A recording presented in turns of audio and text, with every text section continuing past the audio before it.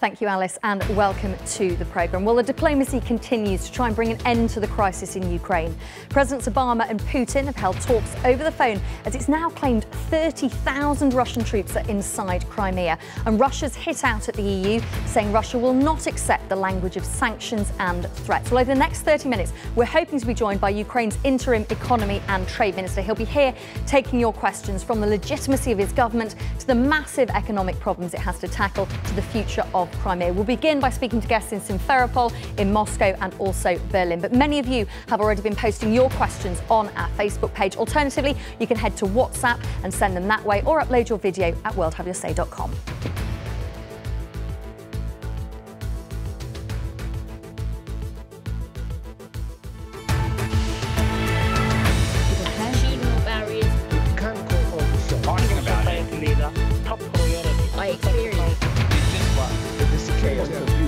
People are going to want to know. Let me say something.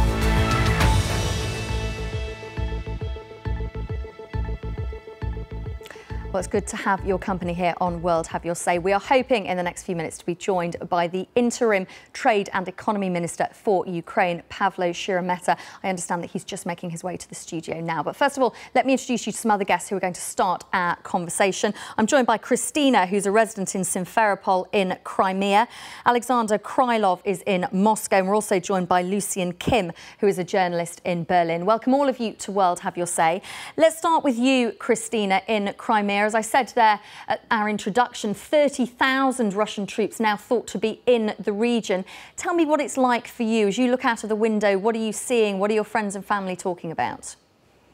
Hello. Now I'll see my window. Just it's raining. It's very cold. If we're honest, yes, I understand. If we're honest, the situation is very calm. Situation is very good. We don't have any problem. Unfortunately, it seems like Christina does have problems with her Skype line. We're going to try and clear that up because, Christina, we're struggling to hear you at the moment. But let's cross over to Moscow and speak to Alexander. Alexander, when we're hoping to be joined by the Trade and Economy Minister soon, tell me the sort of points that you want to raise with him. I can ask him about some very simple question. For example, how can this English government criticize the referendum in Crimea because there is a referendum in Scotland, for example? It's the same situation. A part of Great Britain is interested to separate. And no sanction, no military aggression. So in Crimea, that is a very simple and very peaceful situation, the same as in Scotland. And Russian troops in Crimea are based on Russian military base, the same as there are many military bases of United States, for example, or around the world. The argument would be that troops from London haven't gone into Scotland and flooded 30,000 over the border in Scotland. And also there's a 2-year run-up to the referendum in Scotland, so some people may take a different view. Let's bring in Lucian Kim, who's a journalist in Berlin. Lucian, what are your concerns with what's happening in the region at the moment, whether it be in Crimea or wider across Ukraine? Well, I just spent the last 2 weeks in Ukraine, and I was actually in Crimea as the Russian buildup began. What I would ask the minister, exactly, since he's in charge of the economy, is how he sees future relations, economic relations with Russia, since Russia is an essential partner to Ukraine. The Ukrainian economy depends on Russian gas, and this has often, in the past, been a leverage point for the Kremlin. I would also want to know, since he has made fighting corruption a priority, exactly how he plans to do that, since the economy in Ukraine has basically ground to a halt. Well, if we're talking about the economy, and as you mentioned, Ukraine has a massive problem it has to face, and whether it looks to Russia, whether it looks to the EU or hopes to get a bit of help from both, what's your view on going forward? What do you think the Ukrainian government, whether it's the interim government or further in the future, should be doing to secure the economy? Well, right now I think it's a matter of just shoring up its positions right now, and the debt. You know, it has to solve a huge debt problem immediately. So I think the minister has already made clear that the priority right now is just establishing some kind of sense of security, because the new Kiev government doesn't really control the rest of the country. I mean, not to mention just Crimea, but there's unrest in other parts of the country. So just establishing a general sense of security does seem like the right priority for everyone involved, for investors, and for the Ukrainian people. Well, Lucian, I'm pleased to say that we are now joined by Pavlo Sheremet, who is the interim Minister for Economy and Trade in Ukraine. So welcome to World Have Your Say. I appreciate you rushing to the point to join us. We're joined by three people. Christina is in Simferopol, Alexandra is in Moscow, Lucian is in Berlin, and they're all keen to ask you a question. So I think it makes sense to start in Crimea. And Christina, I hope we've cleared up your Skype line. If you want to speak directly to the Minister. Yes, hello, my name is Christina. I'm from Crimea, and I would like to ask the question. If Crimea will stay with Ukraine, what would Kiev offer us? Well, first of all, good afternoon to all of you. I need to make one correction. BBC constantly calls us interim government and me interim economy minister. It's not that I'm fighting for any kind of a status, but we are not an interim government, and we are not. I'm not an interim economy minister. We have only 3 interim ministers, not even interim, acting ministers to be precise. It's the acting minister of internal affairs, foreign affairs, and defense. And the only reason is that they have to be appointed by the president. At the moment, we have an acting president. That's why we have 3 acting ministers. All the rest. And this is very important. All the rest, all the other ministers, and the government itself was voted by much more than a constitutional majority. We are a full-fledged government of Ukraine, and I'm a full-fledged economy minister of Ukraine. Now, if Christina, if I got your question right, what can Ukraine offer Crimea? Was that the question? Yes. Yes. Yes. Well. Ukraine was offering Crimea autonomy till now. As we all know, back in '91, Crimean Oblast, which is the region, was on par with all the other 24 regions that Ukraine has. In '91, Ukraine got the autonomous status. And I understand that there are some discussions within Crimea about this autonomy, about extended autonomy, the larger autonomy, whatever autonomy. That's something that we are willing to negotiate. That's something that we are willing to discuss, but not at the gunpoint. You know, not pointing guns at each other. So that's something that we would like to sit at the table and discuss in peaceful means. That's number one. Number two is that something actually which is in my radar screen as an economy minister. We are working at the moment on the set of regulations that eventually, in maybe 3 or 4 years, the ranking takes time, but we are benchmarking with the top 10 countries that have the easiest business in the world. So we have the 10 top countries, World Bank ranking of ease of doing business. What we dream to do, what we would like to do, what legislation are we preparing at the moment, is this legislation that will seriously make business in Ukraine easier and cheaper. Look, we cannot offer money to Crimea at the moment because, as we all know, the public finance is in distress right now. But I'm quite sure that actually in years, if not months, this program, the deregulation program, As you know, various international organizations are supporting Ukraine at the moment. So we will solve these issues of the public finance that we have. These are the interim issues, not the government. Our problems are interim. And what we would like to offer Crimea is the best, or one of the best business climate in the world, so that Crimeans can do business. They can be sure of their investment. They can be sure of their property. They can be sure that their property will not be raided.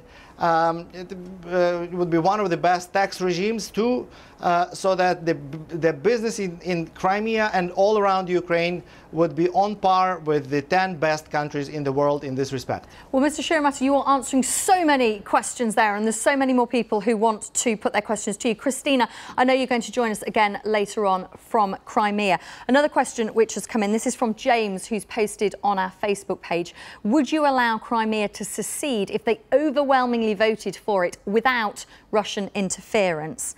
Your response, sir? Well, that's something we are not discussing even yet.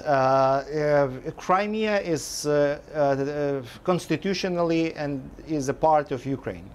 The referendum on Crimean independence is not described in the Ukrainian constitution. We believe it's beyond the law. Also, well, look, I mean, we are all democratic people. Ukraine voted for independence in '91, but we had 3 months of discussion. We did not have any foreign troops on our soil. We did not have guns pointing at us. We had lots of international observers from all around the world who would certify the free and democratic process of referendum. So, sir, are you saying at that point, then, sir, just to be clear, are you saying that if the Russian troops withdrew from Crimea, if the Crimean people announced a referendum in several months' time and said in that referendum, in a way that your government recognised it to be free and fair, and said, actually, we want to be part of Russia, would your government accept that? Well, look, it's too many ifs. You know, we hate in politics so many ifs. Let's work one by one. So as the first step, let's de-escalate the situation and let's return to the negotiation table. Then we will discuss all the other ifs. OK, let me introduce you to Alexander, who joins us from Moscow. And I can see, Alexander, during that answer, you were smiling broadly. Would you like to put your question to the Minister? How can the government, very actual government of Ukraine, appreciate the legality of Crimea government, because the government of Ukraine is not legal, because the previous president was dismissed by some storming troops from Maidan, and the actual government of is some kind of Maidan appointed, Maidan given company of unclear people. They broke the constitution themselves. How can they appreciate any other broken of other constitution? That's all. Okay. Alexander, thank you for your question. Well, probably you have to know, and I will be happy to explain to you, that the government in Ukraine is approved and appointed by the Parliament of Ukraine, not by Maidan. Well, there was a discussion on Maidan, who should be the new ministers, but that's absolutely normal. I mean, there is different discussions within different parties who should be the minister, and that is an absolutely democratic discussion. Now, the approval process and the appointment process takes place in the Parliament of Ukraine. Now, the parliament in Ukraine was elected on October, if I'm not mistaken, 31st, 2012. It was actually 1 year before Maidan. It was elected in what we believe largely democratic process. We have some issues with the results, but we have a democratically elected parliament of Ukraine acting and working and making decisions. Now, there are 450 MPs in the parliament, And for you to know that the Prime Minister of Ukraine was approved by 371, if I remember correctly, votes. 371. That includes lots of former members of the Party of Regions who supported the. I mean, it's mathematically should include that. It's a secret vote, but knowing the fact that the former opposition had something about 200 votes, this could not be mathematically possible without the votes coming from the Party of Regions. So, and the government was voted by constitutional majority too. It was more than 311 votes as far as I remember. So, once again, the government of Ukraine is fully, absolutely legal, appointed by the Parliament of Ukraine, which was elected democratically in 2012. Thank you for your question. A brief response from Alexander, because I know that you're desperately trying to get in. Briefly, if you would, sir, because we've got so many questions. From my side, some members of Parliament were beaten with the bats, with the baseball bats, before voting. That was not a democratic voting from members of cabinet. It was pressure, physical pressure on members of parliament. It was a terror by members of Maidan storming troops. Alexander, thank you for that. We've got so many questions I want to get through that I don't want to keep talking to too many people for too long. Now, let's pull up this video, which is from Orest Bananyak, who is a Ukrainian American, and he sent this video from Chicago. How will the West react when Putin overruns Ukraine? Offer more sanctions? The West should at least provide military equipment and backup as it did in Georgia. This is the last chance for the West to stop the slaughter and perhaps World War III. The people of Ukraine are counting on you. To my brothers and sisters in Ukraine, I salute you. Godspeed. Slava Ukraini. Well, let's get a response now from the minister. World War III, strong language. Well, of course, World War III is a too distant threat, and I don't think we need to dwell too much on it. But the discussion that we are having here, it's not really East and West. It's a discussion between the past and the future. Since you gave the word to Alexander, I would like to quickly respond. I was in the hall when the government was voted in. There were no facts of deputies being beaten or threatened. There was a collegial atmosphere you would see in any parliament. That's something that actually the atmosphere of collegiality, the atmosphere of friendliness, that's something that we would like to see in Ukraine, threatened for a long time, especially during the last 3 or 4 years. The business was raided. Many investors left the country, both Ukrainian and multinational. We would like to bring that tone and that atmosphere of collegiality, friendliness to Ukraine, including Crimea. Let's bring in Gevorg Mirzayan, who is a journalist for Expert magazine, joining us from Moscow. Welcome back to the programme. I appreciate you coming back on, Gevorg. What question would you like to put to Pavlo Sheremet? Well, hello to everyone. I wouldn't ask about the legality of the current government, because everyone understands it's illegal, but this is the only moderate guys who have in power, because the alternatives are the Nazis from the right sector, so we must work with them. My question is totally about economic. Everyone understands that Ukrainian economy is on the brink of collapse. Everyone understands that Ukrainian economy is on the brink of default.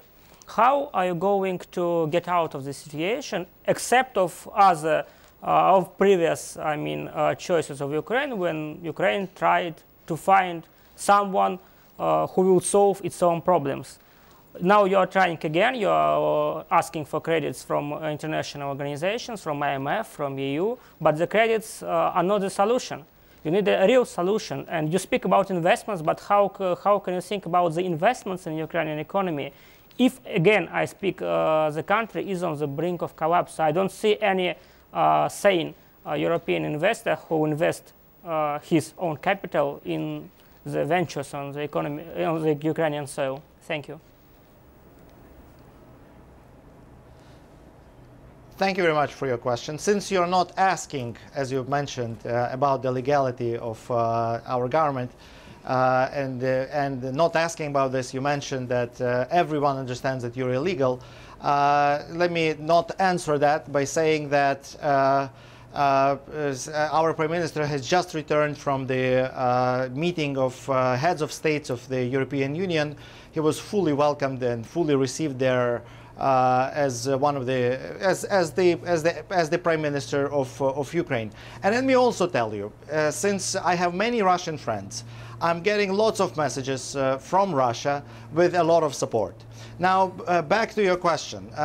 What are we going to do? I'm going basically to repeat some of the things that I have mentioned. Well, first of all, we need to cover the hole in Ukrainian public finance, which was created by economic policy that we had during the last 4 years. For that, we appreciate and we are thankful for the huge international support that we are getting from all around the world, I must say. Yes, you're right, these are credits that need to be repaid. And by the way, Ukraine did it in the past. And let me say the following, it's a very important phrase. We paid for freedom such a high price that I think we will find the internal force with investors here, with the entrepreneurs here, with the managers here, with the businesses here, to repay the credits that we are getting now. Thank you. And I could see Gevorg was shaking his head during some of that answer. Here on World Have Your Say, we are discussing with the interim Minister for Economy and Trade in Ukraine. He would argue he's not an interim minister, but here at the BBC, that's certainly what we're calling him, Pavlo Sheremet, taking your questions from around the world. If you want to get in touch, worldhaveyoursay.com is where you can upload your video. Let's cross now to Berlin and bring in Lucian Kim. We spoke to you a little bit earlier on, Lucian, but we are now joined by Mr. Sheremet, so do pose your question. Yes, well, Minister, actually, I have a lot of questions for you, but I'd like to pose a question regarding something you just said. It's exciting to hear that your goals of creating a much freer and open economy in the next 3 to 4 years. But I mean, that's a great goal to have. But right now, there's a pro-Russian government on the ground in Crimea. They just sent a delegation to Moscow. They're talking about privatizing Ukrainian state or nationalizing Ukrainian state property in Crimea and forcing private business to adjust to Russian law. So the facts on the ground are very different, and it seems like the time to convince Crimeans is already over. And my question to you is, what can the Ukrainian government acting or interim or whatever you want to call it, but the people who have power now in Kiev, what can you do concretely to stop the separation? In 1 week we're going to have a referendum, and I think the result is already quite predictable. And briefly, if you would, sir, because there's a couple of questions I want to get in before the end of the programme. Well, of course, if you have tanks on the street, if you have foreign troops on the streets, if you have guns pointed at you, then of course the result is predictable. And of course that this result will not be recognized. Not to repeat myself once again, we have to deal with the situation as it unfolds. We were ready to take the power all around the country. We have the situation developing in Crimea, but we have the rest of the country pretty much actually under control. So there's a lot of opportunities to be done. It's a rich country with a lot of potential, with a sizable creating and freedom-loving population. And these are things that make me quite certain and quite sure that we will succeed. Thank you. We have so many other questions to put to the Minister. I'm hoping we might be able to convince him to stay with us for the other half of the programme. I know he is incredibly busy, but so many people getting in touch with us. Tara has tweeted from the UK, what support does the Ukrainian government want from the UK and indeed the EU? What support do they need? We'll see if he can stay with us just to answer those questions. If you want to get in touch, head to facebook.com/World Have Your Say. And we'll carry on talking in the next few minutes.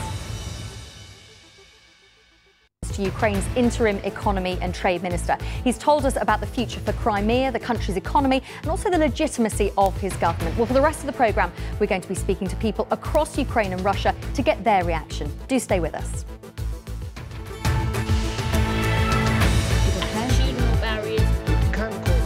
Talking about it. Top priority. I experience. This is chaos. People are going to want to know. Let me say something.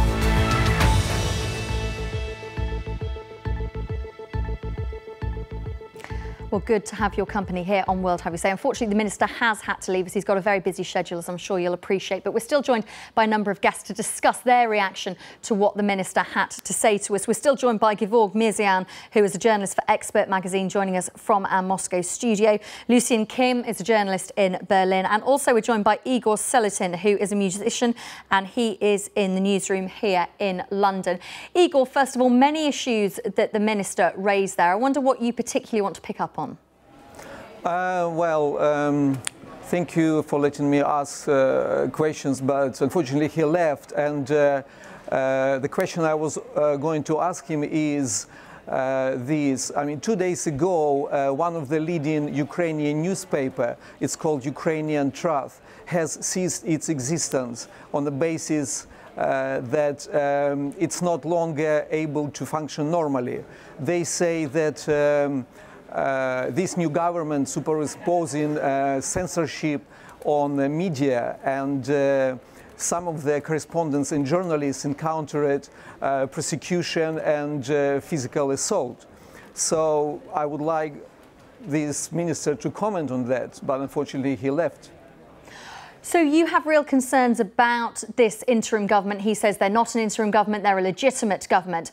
But you yourself have concerns about what this government in Kiev is doing right now? To media, yes. Yeah, because the media is not free at the moment in Ukraine. And I know from other sources that they blocked some other channels like TV and radio and internet. So I wonder why they're doing that. Gevorg, what's the situation in Moscow? I see you nodding there. Of course, there have been resignations at Russia Today as well. The situation in Moscow, everyone supports what Mr. Putin is doing, because Mr. Putin is not only defending our Russian interests in Ukraine. Mr. Putin is defending the citizens of Ukraine who speak Russian and who sees themselves as Russians. As I was telling, the current government is not legitimate, but they even are not in power. You see, this is a revolution. In revolution, the power has the one who has weapons, and they don't have weapons. The weapons has the right Nazis groups like Right Sector, etc., who defended them on Maidan, and now they are going across the Ukraine, harassing people, harassing the securities, the security guys, the policemen, etc. And they gave warnings that they go to the southeastern regions of Ukraine and they make their own order there. And people, of course, they don't want this. They suffered enough. They suffered so-called the train of friendship by the Ukrainian nationalists, which happened in the beginning of 90s and which overthrew the Crimean government. Now they are warning for their own defense, so they ask for help, and Russia supported them. We want stable Ukraine. We want united, stable Ukraine. But now we see that Ukraine is not stable, and we need to defend our people there. So Russia's simply trying to stabilise the country. Gevorg, thank you for joining us from our studio in Moscow. Let's bring back in Lucian Kim, who's been listening from Berlin. What did you make of the minister's view on the economic outlook for Ukraine? Well, it sounded great, and I think he was sincere in outlining that goal. The problem is, how are those kind of goals going to affect anything that happens in Crimea today? The facts are already being created on the ground, and it looks like, you know, in about a week we might see Crimea declaring its de facto independence and joining Russia. So it seemed like a rather big disconnect from what he would like and what is actually happening. It's interesting you talk about that disconnect. Christina is back with us from Simferopol in Crimea. What did you make of what the minister had to say about what's happening in Crimea and your question about what he can offer the people? Did you think it was realistic, or as Lucian said, do you feel it's a bit of a disconnect between reality and what the government in Kiev want? Can I ask the question, yes, about Crimea economic, about people? Now I have newspaper with Ukraine government decision, and really I had shock. So my question, how do you think reduction pauper pensions, undeserving salaries, I'm talking about teachers, doctors, reduction part of benefits really will help Ukraine budget? Why first of you don't think about reduction of Ukraine government benefits, or new government want to build same houses like had Pshonka and Yanukovych? Well, Christina, unfortunately, the minister has had to leave us. He's got a very busy schedule today, so he can't respond to that. I know I can see you very frustrated there on the line from Simferopol. We really did try to convince him to stay a little longer, but he wasn't able to do it. We can now cross over to Pavlo Sheremet, who's a professor at Lviv University in Western Ukraine. Pavlo, how do you react to what you heard the minister talking about in the last half an hour? Yes, good afternoon to everybody, and I was really impressed with good answers of Mr. Sheremet, and I'm really glad to have a minister that speaks English pretty good and that is conversant in many questions and can answer so politely to questions. So what I would like to ask the government, well, I'm afraid he's no longer with us, Pavlo, to answer those questions, but I know that you listened to the minister, so I wonder how you would respond to the answers that he did give. He answered, actually, he said that price was paid, but nobody had been punished so far for massive killings in Kyiv. And as well as some friends from Moscow say that the right sector has weapons, but apparently they did not have weapons because they were killed by snipers. And Igor is still with us. He is in our London newsroom. Igor, did you feel that the responses from the minister were enough to allay people's concerns, both in Crimea but also in the wider Ukraine? Well, I don't think so, and the fact that he left says by itself, because if he would love to kind of spread the word about intention of this new government, he would use this international source, to full extent, but he just didn't stay for the second part, so it says by itself, isn't it? Igor, in his defence, we did only ask him to come on the programme for as long as he was able to give us, and he was only able to give us half an hour of his time. So it wasn't that he left because he didn't want to answer any more questions. It was purely a case of time. He's got to speak to a lot of media outlets. Christina's there, still with us in Simferopol. What do you want to see happen in Crimea now? You have this referendum in 9 days' time. What would you like to happen after that? I want to explain. People very disappointed in Ukraine government. They never had listened to us. They never did anything for safety, for good life. But for themselves, they did more than could.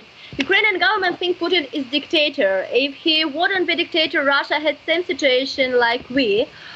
Ukrainian government judged Russia for military on Crimea's territory. But what Crimea is supposed to do if Ukrainian government can't protect us from Bander's fascists? Crimea government asked help Russia, and we saw how quick Russia helped us, protected us. We didn't see any help for 23 years. How we have Now we have a change to normal future for us and our children. So my opinion that I hope and most of people, Crimean people, hope that we will be with Russia and we will have normal life, good life, and we'll have good future. So I want that we will have safety. So you want safety in Crimea. I'm sure many people watching around the world would certainly echo that. Let's cross from Crimea and speak to Vyacheslav Nikonov, who is an MP from President Putin's United Russia Party. And I know, sir, you weren't keen to appear on the same part of the programme with the minister because you don't recognise the legitimacy of his government. Absolutely. Moscow does not recognize the legitimacy of today's Kiev government for many reasons. First of all, because they had no right to change the constitution by just one vote. Actually, it is a timely procedure, and it was not by chance that in agreement signed on February 21st, they had to complete it by September. Definitely, they had no right to dismiss the president without due process, without procedure of impeachment, or another possibility to dismiss the president is to have him dead.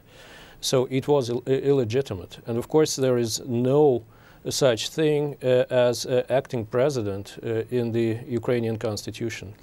Besides, this government is not regarded as legitimate by half of Ukrainians because it does not include a single person from southern and eastern Ukraine, which compose the majority of the population.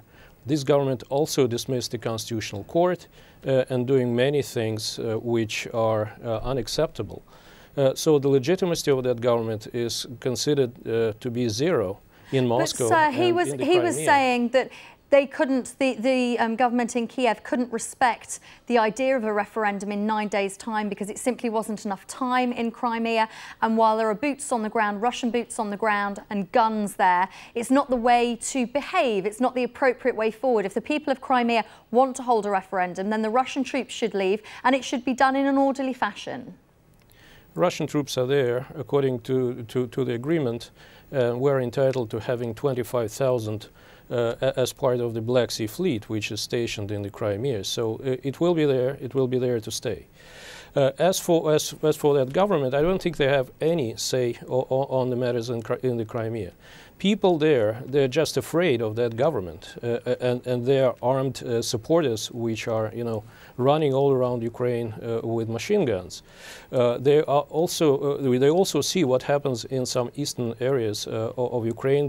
When dozens of people who protest the government are being arrested.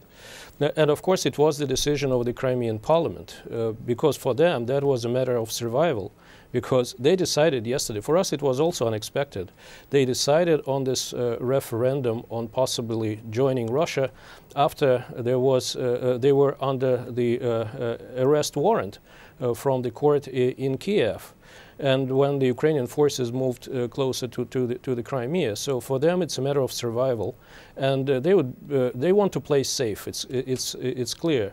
And that's why they want to have the referendum as soon as possible.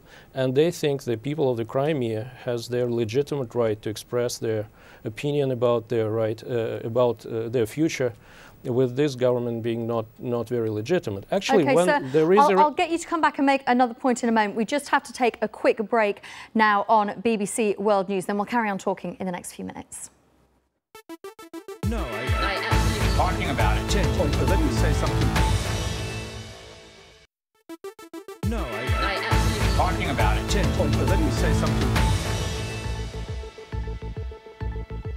Welcome back to World Have Your Say. Well, for the first 30 minutes of the programme, we were getting your questions and putting them to Ukraine's interim economy and trade minister. We're now getting Ukrainians and Russians' response to those answers that he put forward. Still with us is Vyacheslav Nikonov, who is an MP from President Putin's United Russia Party. He joins us from Moscow. Igor Seletin is a musician who joins us from London. We're also joined by Yulia Nanyak, who's a lecturer at Lviv Ivan Franko National University in Lviv in Ukraine. And Yulia, I spoke to you earlier this week on BBC World Service Radio, so it's great to have you on our television programme. I wonder, I know that you protested in Maidan. I know that you lost a friend there as well. How do you respond to what the minister had to say about his vision and the interim government's vision for the future of your country? Well, I agree with this vision of the future of Ukraine. And while listening to your program, I was very shocked because of Russians' MP opinion. And it sounds very strange for me, as somehow 47 countries in the world recognized Ukrainian new government, and only, it seems to me, Russia and one more country do not recognize. That's point one. Another thing I wanted to express is the question to Christina from Simferopol. She's not with us at the moment, but just, you know, a food for thoughts. For sure, Crimean people have the right to make a referendum, and it is absolutely all right to have a referendum. But I wonder very much about how can people vote in a referendum just when there are a lot of soldiers. Today's information is 30,000 Russian soldiers in Crimea. How is it possible to vote, just express one's opinion, not being afraid of the world around? Well, Yulia, we can put your point to Vyacheslav Nikonov, who is still with us from Moscow. I wonder if you want to respond to what Yulia has to say. Well, actually, people in the Crimea are more afraid of people from Lviv than they're afraid of Russian troops. Actually, there are no Russian troops in the ground. They're mostly in Sevastopol at the naval base. And now, of course, the streets of the Crimean cities are guarded by armed people, but they're not necessarily Russian. Because, as you may know, there are altogether, or used to be, 34 military regiments, Ukrainian military regiments in the Crimea, and now 24 do support the Crimean government and joined the armed forces of the Crimean government, and probably will be part of the Russian army very soon. So there will be an increase in the Russian army members there. But the opinion of the Crimean people is well known. There were dozens of public opinion polls, and they show that at least 70+% of the Crimeans are for being part of the Russian Federation. And they have reasons to believe in that. And probably now the numbers are increasing because people are really scared of what's going on there. They're scared of the so-called friendship trains which may come with Nazis from West Ukraine. Actually, they did not understand people in West Ukraine because they even have different holidays. For people in the Crimea, Victory Day over Nazis is a great holiday, not like for the people in Lviv or in the nationalist organizations. And another reason why Crimeans want to join Russia is just economics, simply economics. GDP per capita in Ukraine is 4 times lower than in the Russian Federation. Sir, forgive me for jumping in. We only have a minute of the programme left. I do want to allow Yulia to come in. She's pulling lots of faces on her Skype line, and I want to give her the chance to respond. Well, how can you explain then that the last elections, pro-Russian party has gained less than 3% in the parliament of Crimea? Less than 3%. So I suppose that's the amount of people in Crimea who support joining Russia. That's